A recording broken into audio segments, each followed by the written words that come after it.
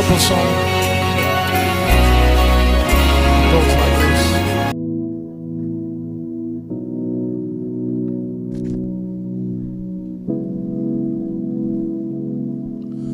À tous ceux qui ici sont bien-aimés de Dieu, appelés à être saints, que la grâce et la paix vous soient données de la part de Dieu, notre Père et du Seigneur Jésus-Christ.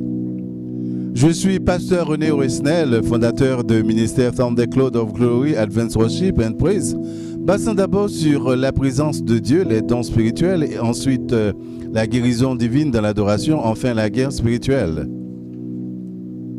Je vais discourir ou parler d'un sujet très important, très intéressant, titré Anaphylaxis et le péché.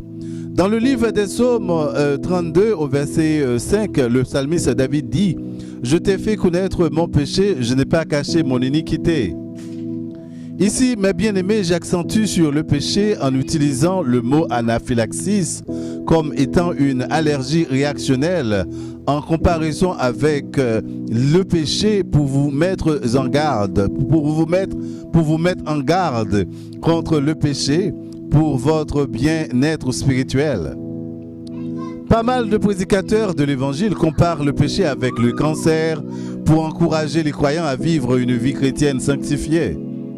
Pour moi, une personne souffrant du cancer, suivant les degrés de la maladie, peut vivre pendant quelques temps ou en peut-être guérir parce que le cancer tue avec lenteur.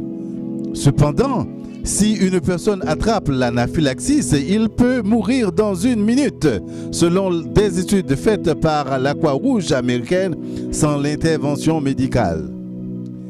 Mais bien aimé, anaphylaxis est une allergie sérieuse qui tue à peu près 400 personnes par an, 400 à 800 de personnes seulement aux États-Unis, selon la Croix-Rouge américaine.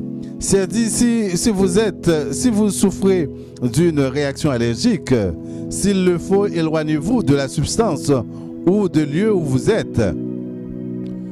Quand j'arrive aux États-Unis, il m'était difficile de trouver un bon travail. J'ai décidé de quitter Boston pour aller à Maryland.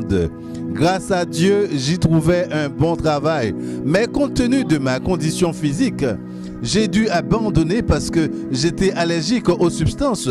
Mon cœur battait très fort. Je respirais très mal. Dans 1 minute, j'ai failli frôler la mort et j'abandonnais le travail. Mais bien aimé, quand une personne est allergique ou bien a une réaction allergique sérieuse, il y a 3 systèmes du corps qui sont attaqués par le virus. Premièrement, l'integumentary system concernant la peau. Deuxièmement, le système cardiovasculaire concernant le cœur. Troisièmement, le système respiratoire concernant airway. Les gens bien avisés de cette réaction allergique ont toujours à leur portée épinéphrine ou auto-injecteur pour intervenir après l'attaque.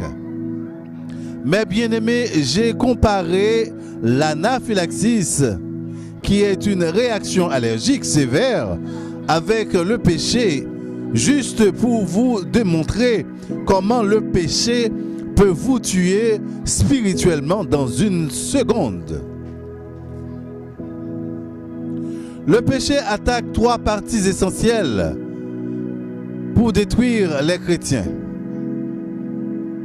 Il attaque la repentance, la conscience du croyant. Il attaque la repentance du croyant. Il attaque la confession du croyant. Je reprends. Premièrement, il attaque la conscience du croyant. Deuxièmement, il attaque la repentance du croyant. Troisièmement, il attaque la confession du croyant. Une fois que ces 3 parties sont détruites, le pécheur ignore ses actions malhonnêtes qu'il vient de commettre. Et sa conscience devient en état d'égarement. Eh bien, c'en était le cas de David qui était inculpé de complicité de meurtre d'Uri. Et au début, niait son péché. Un soir, David se leva de sa couche et comme il se promenait sur le toit, de la maison royale, il aperçut de là une femme qui se baignait et qui était très belle de figure. C'était une femme mariée dont le mari se nommait Uri. David couchait avec Bathsheba. Le pire, David ordonnait à Joab de placer Uri au plus fond du combat afin qu'il soit frappé et qu'il meure. David n'avait pas été interpellé par la police pour cet acte criminel qu'il commettait parce que ça a été fait clandestinement.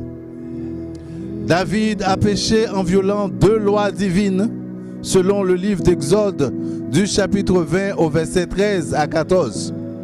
Tu ne tueras point et tu ne commettras point d'adultère.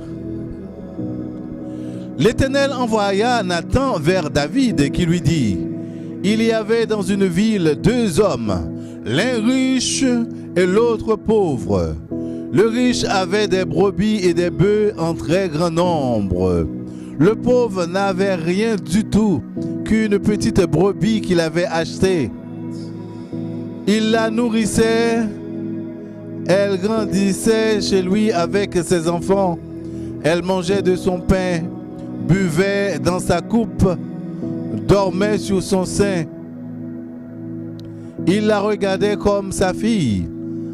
Et un voyageur arriva chez l'homme riche, et le riche n'a pas voulu toucher à ses brebis pour préparer un repas au voyageur qui était venu chez lui. Il a pris la brebis du pauvre et l'a apprêtée pour l'homme qui était venu chez lui. La colère de David s'enflamma violemment contre cet homme et il dit à Nathan: l'Éternel est vivant, l'homme qui a fait cela mérite la mort. Et il rendra 4 brebis pour avoir commis cette action et pour avoir été sans pitié ou impitoyable. Et Nathan dit à David: tu es cet homme-là, David? David, tu es cet homme-là? David dit à Nathan: j'ai péché contre l'Éternel. Et Nathan dit à David: l'Éternel a pardonné ton péché, tu ne mourras point.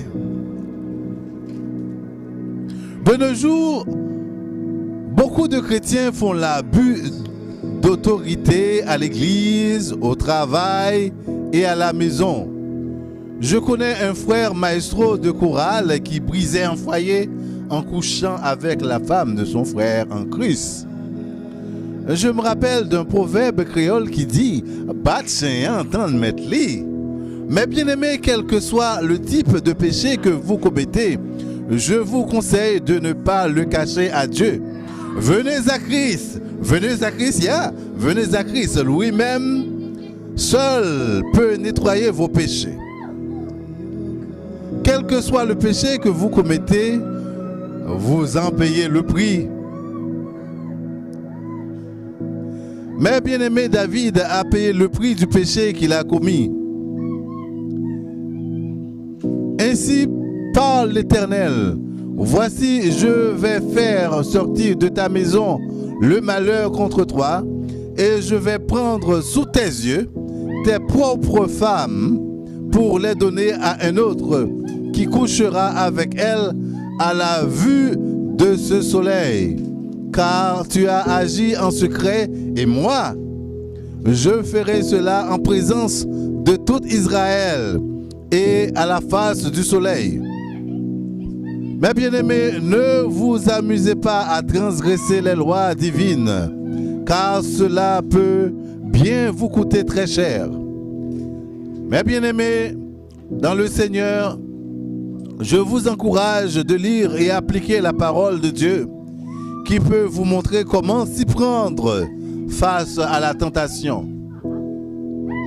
Mais bien aimé, l'Éternel a reproché David pour l'action criminelle qu'il a commise contre Uri.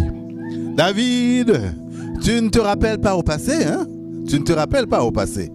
L'Éternel dit, je t'ai oint pour roi sur Israël, je t'ai délivré de la main de Saül, je t'ai mis en possession de la maison de ton maître, j'ai placé dans ton sein des femmes de ton maître, et je t'ai donné la maison d'Israël et de Juda.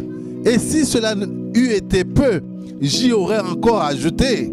Pourquoi donc, David, pourquoi donc avez-vous méprisé la parole de l'Éternel en faisant ce qui est mal à mes yeux?